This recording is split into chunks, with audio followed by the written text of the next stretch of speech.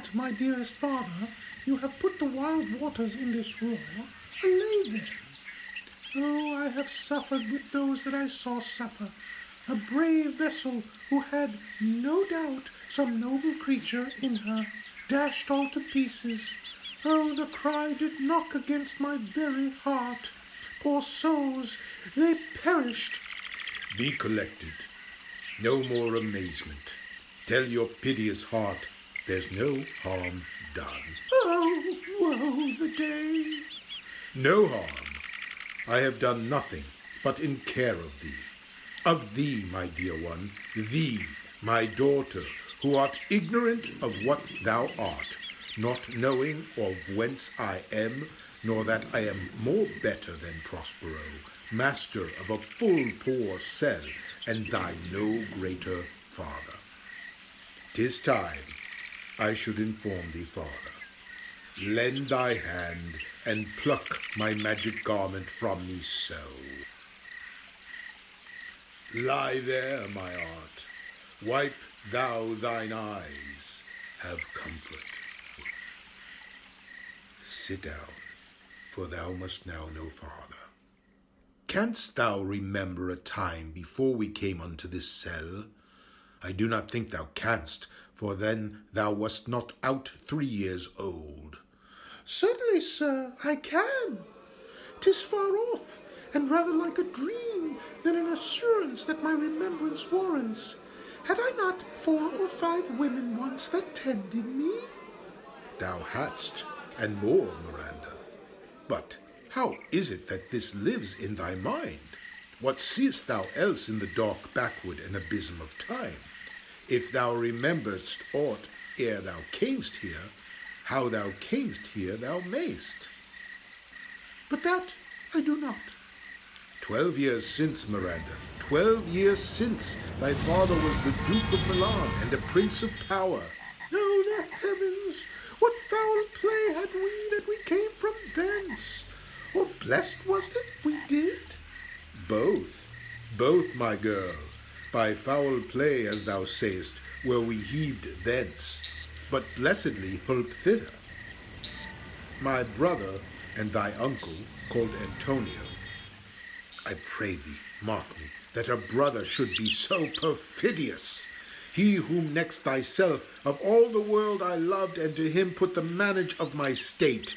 The government I cast upon my brother, and to my state grew stranger, being transported and wrapped in secret studies. Thy false uncle. Dost thou attend me?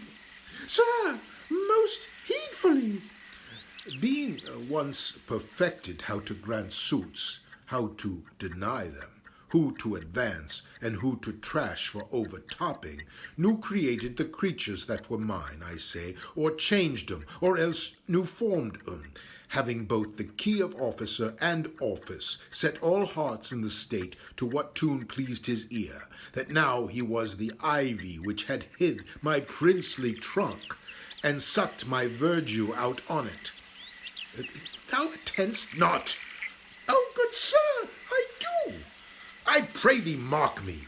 I, thus neglecting worldly ends, all dedicated to closeness and the bettering of my mind with that which, but by being so retired, or prized all popular rate, he being thus lauded, not only with what my revenue yielded, but what my power might also exact, like one who having into truth, by telling of it, made such a sinner of his memory to credit his own lie, he did believe he was indeed the Duke.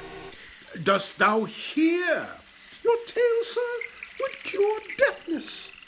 To have no screen between this part he played and him he played it for, he needs will be absolute Milan.